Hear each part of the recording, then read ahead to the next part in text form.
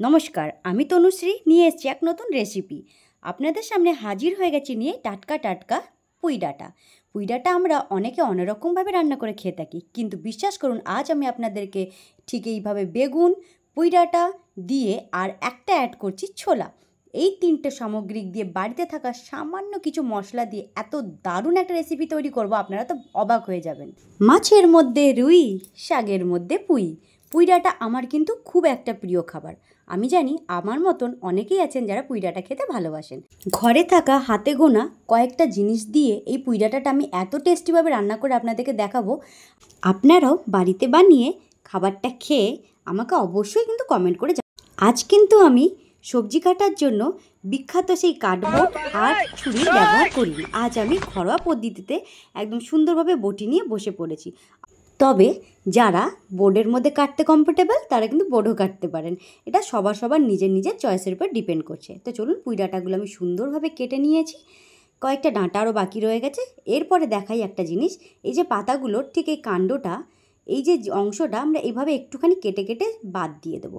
আমার মা বলেছে যে এই অংশটা নাকি কেটে বাদ দিয়ে খেতে হয়। কী কারণ এখনও আমি কিন্তু উদ্ধার করতে পারিনি।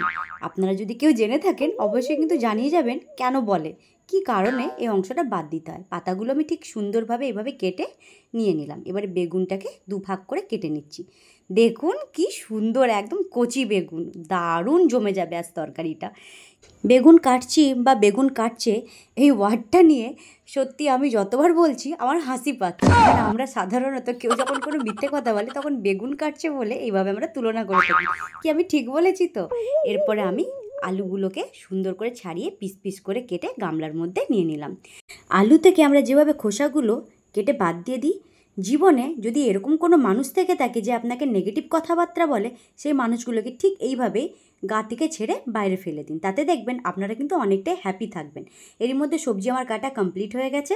আমি একটা বালতিতে জল নিয়ে সুন্দর করে সবজিগুলোকে হাত দিয়ে চটকে ধুয়ে পরিষ্কার করে নিলাম। প্রায় 2-3 বার জল দিয়ে ভালো করে পরিষ্কার করে সবজিগুলো ধুয়ে নেবার পরে আমি জল ঝরানোর জন্য একটা ফুটো ফুটো ঝুড়ির মধ্যে সবজিগুলোকে তুলে রেখে দিলাম। এরপরে কাজ হচ্ছে গ্যাস জ্বালিয়ে কড়াই বসিয়ে গরম করে কড়াইয়ের মধ্যে একটু সর্ষে তেল দিয়ে দেবো। সর্ষে তেলটা আপনাদের ইচ্ছের মতন অ্যাড করে নেবেন যতটা যা প্রয়োজন হয়। তবে একবারে কম আবার নিয়ে নেওয়া যাবে না, কারণ আমরা পুরো রান্নাটাই কিন্তু জল ছাড়া করব। তেল গরম হয়ে গেছে, 2টো শুকনো লঙ্কা কাঁচি দিয়ে কেটে গরম তেলের মধ্যে ফোড়ন দিয়ে দিলাম। খুন্তি দিয়ে একটু নাড়িয়ে চাড়িয়ে নিলাম। যখন দেখবো শুকনো লঙ্কাটা একটু ভাজা ভাজা হয়ে গেছে, তখন আমাদেরকে গোটা জিরা নিয়ে নিতে হবে।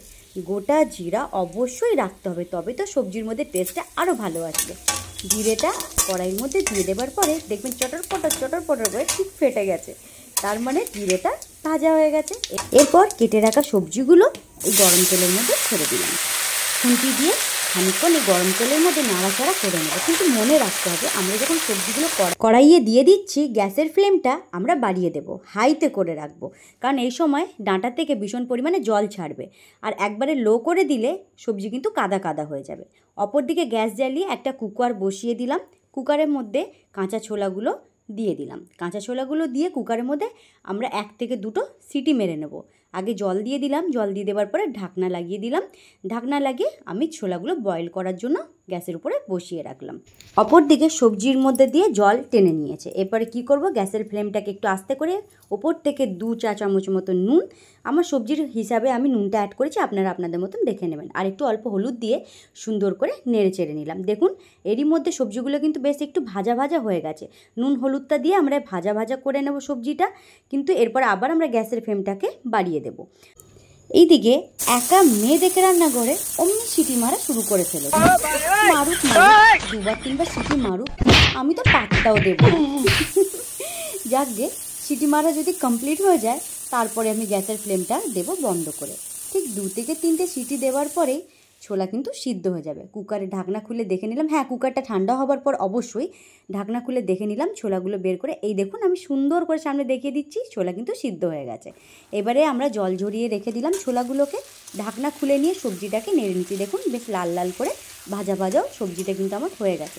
এরই মধ্যে আমি আপনাদেরকে দেখাচ্ছি, দেখুন খুন্তি দিয়ে কেটে আলু প্রায় সিদ্ধ, ইভেন ডাঁটাটাও কিন্তু প্রায় সিদ্ধ হয়ে এসছে।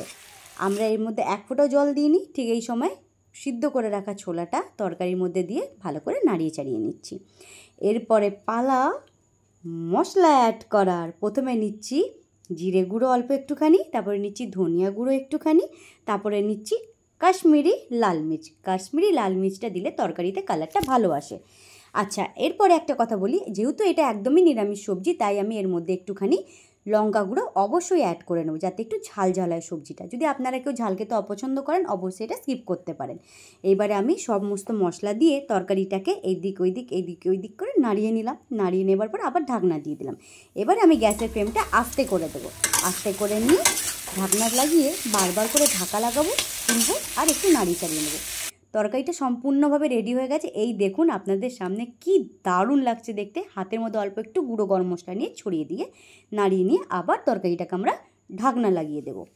গরম মশলা দেওয়ার পরে একটু ঢাকনা দিয়ে রাখা অবশ্যই উচিত, তাই তো ঠিক বলেছি? এই যে নিন, আপনাদের সামনে তৈরি হয়ে গেছে সুন্দরভাবে পুঁই ডাঁটা রান্না কমপ্লিট হয়ে গেছে। এবারে হচ্ছে পালা খাবার। আমার তো ব্যাপক লাগে খেতে পুঁই ডাঁটা। অল্প একটু ভাত নিয়ে নিলাম, অল্প একটু সবজিও বেড়ে নিলাম। আমার কিন্তু পাঁপড় পোড়া খেতে খুব ভালো লাগে, তাই এই খাবারের সাথে একটু পাঁপড় পোড়া, খাবারটা কিন্তু আর জমে যাবে। দেখেছেন ভাতে মাখিয়ে নিয়েছি অল্প একটু তরকারি। এবারে আমি টপ করে মুখে পুরে ফেললাম। আমার কিন্তু সত্যি পুঁই ডাঁটা খুব প্রিয়। আর আপনারা বিশ্বাস করুন, আপনারা যদি ঠিক এইভাবে রেসিপিটা তৈরি করেন, আমি কথা দিচ্ছি 100% কথা দিচ্ছি, তারিফের পুল বেঁধে দেবে। আমি তো খাবার খেয়ে একদম সত্যি তৃপ্তি করে খাবার খেয়েছি, আমার খুব ভালো লেগেছে। আপনারা খুব তাড়াতাড়ি রেসিপিটা ট্রাই করবেন, আমাকে জানাবেন। Bye, tata.